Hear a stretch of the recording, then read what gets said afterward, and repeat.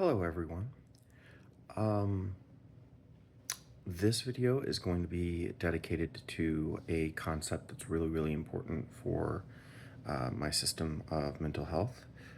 Recently made a bunch of breakthroughs and been able to solidify it, and it's going to take time to write it all out and segment it, but much more defined now. And one of the concepts that it really revolves around, because it's such a permeating issue, is the concept of social conformity. And one of the things that I want to go ahead and address here, because a lot isn't going to make sense otherwise, is that what we think of as social conformity is extremely selective and inaccurate. We think that, to use a perfect example of counterculture, we think that counterculture, saying we're not going to be like the mainstream culture, we're going to do the opposite of mainstream culture, means that you're not conforming, but you are. In doing the opposite of mainstream culture, you are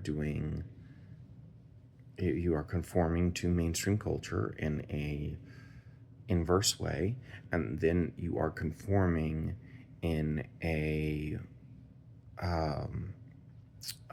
more direct way to that counterculture. So you're not actually not conforming. And and you'll experience this with any group. The price of admission to any social group is conformity. It's it's church, it's school, it's doctors and therapists, it is politics. It's just all over the place. It's even in ideas, cliques, race, sex, and all kinds of different things. So, there are a lot of people out there that are kind of like, no, I don't conform to social norms or social dynamics or, any of that kind of stuff. And I'm like, okay, so you have absolutely no opinions, no beliefs based on your work experience and your coworkers that you spend time with, and nothing pertaining to what's like to be a part of a family, or what family is supposed to be or isn't. And you no beliefs, no sense of identity in being male or female, and or white, or black or Hispanic, or any of that's not that's not part of your identity at all. And you don't have any beliefs about yourself or others that are based on, like, your particular spiritual path, or your past spiritual paths. You don't have any beliefs based on your knowledge or your research from school, or beyond that. No, you don't have any of that. You don't adhere to any politics. You're middle of the road. You're moderate. Well, you're actually then conforming to both, not neither. And then we are like, no, I'm intermediate. Okay, or sorry, not intermediate. independent. Well, you're like, okay, so then I'm conforming to the independence now. And it's just, it's a huge mess. And you're even conforming to the conspiracy theorists. And, you know, everyone does. You actually try to break away from as much of this as you can. You end up um, becoming kind of a loner, and you will probably fall into some of the counterculture and whatnot kind of stuff. It is not something that you can escape. It permeates everywhere. Anywhere there's any kind of a social dynamic or social ideology, even language, it's all there. Okay, and that is the price of admission to social function of any kind. And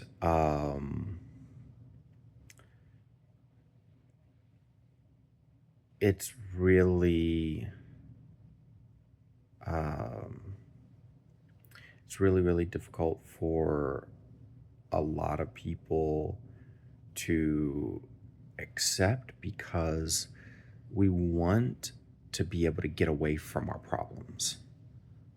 That's a lot of the times that's what is motivating us. We want to get away from our problems.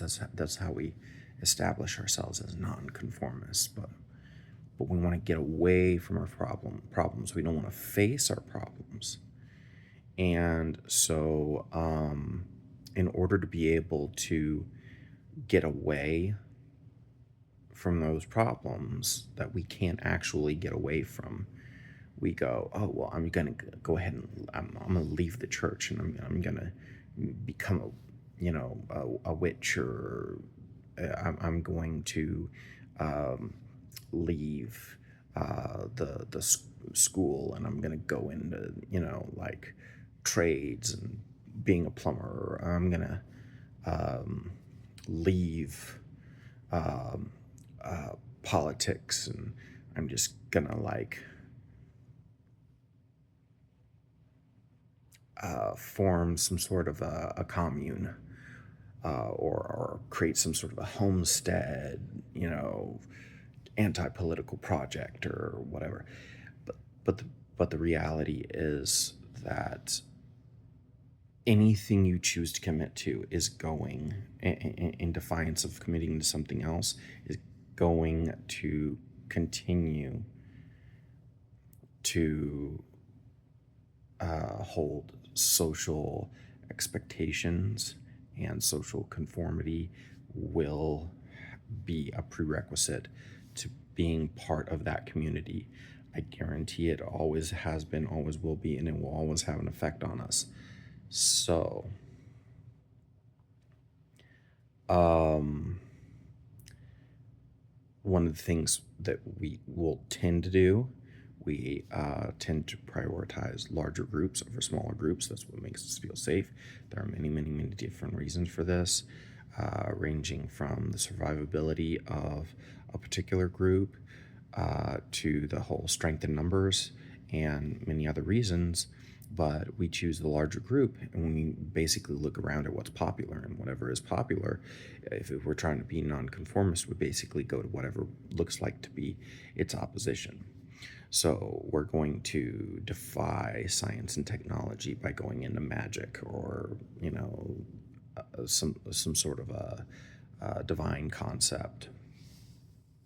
Um, and but we don't actually get away from the problem. So what ends up happening is we end up trying to control our environment, and this kind of ties in a little bit with the previous video. But we we try to control our environment, because we still don't want to face these issues within ourselves.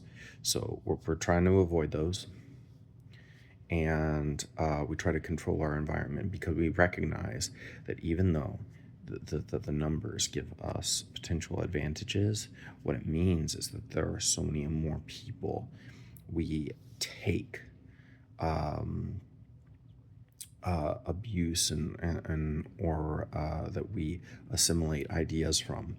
And there are so many people wanting to take from us, what we have to offer, what we bring into the group, that a lot of the times we end up instinctively feeling threatened by the same group that we, chose to pursue for safety. We will, we should be building an internal strength and boundaries and a lot of things to help us to navigate this, but a lot of the times we don't, because like I said, we don't want to look inward. We've been socially conditioned not to use those boundaries because it prevents us from being exploited, and exploitation is the um, primary goal of any social social group or social idea, any form of social conformity. Um, and so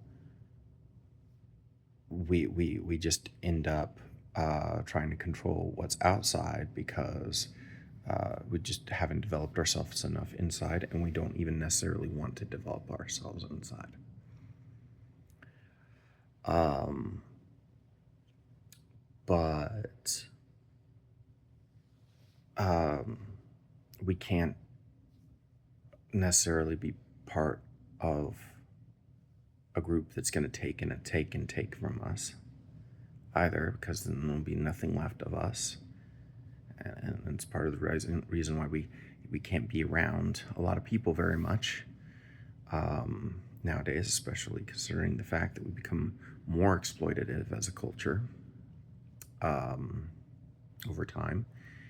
And so it just kind of leaves us a little bit stuck.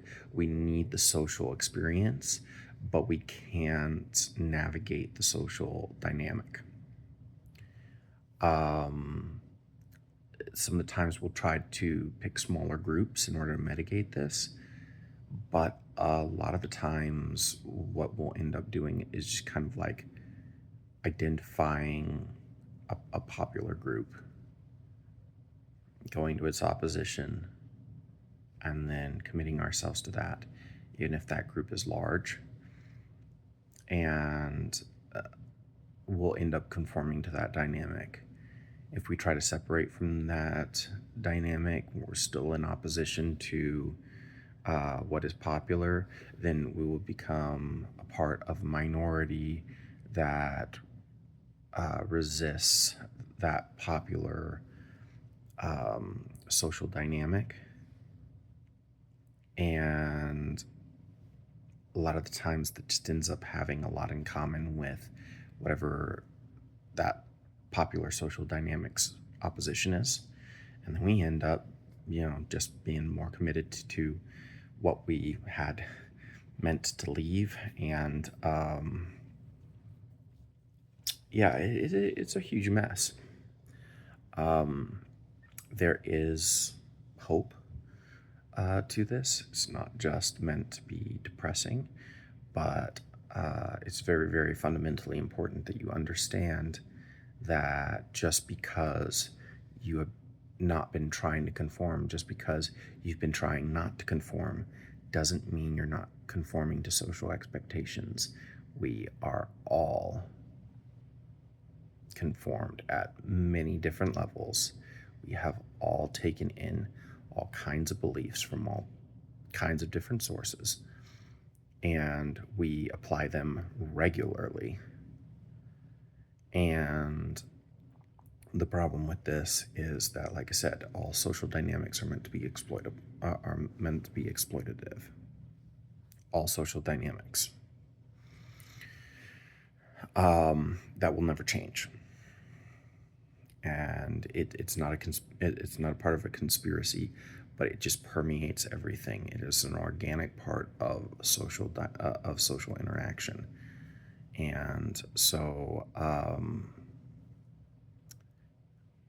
we can trade one group for another group, but we can't actually separate from it. And that's part of the reason why our problems seem to continue to follow us and follow us and follow us. Uh, this video has gone on long enough. I'm going to go ahead and call it there. And hopefully, you can do a little bit of introspection on this and see some of the places where you've gotten um, tied into and committed to certain things that you thought you weren't tied to. You thought you hadn't conformed to, but in reality, you're now understanding. Oh wait, I did without meaning to. Oh wait, that counts. Oh wait, that's right. That is a lot like over here. Also, it's just it looks different.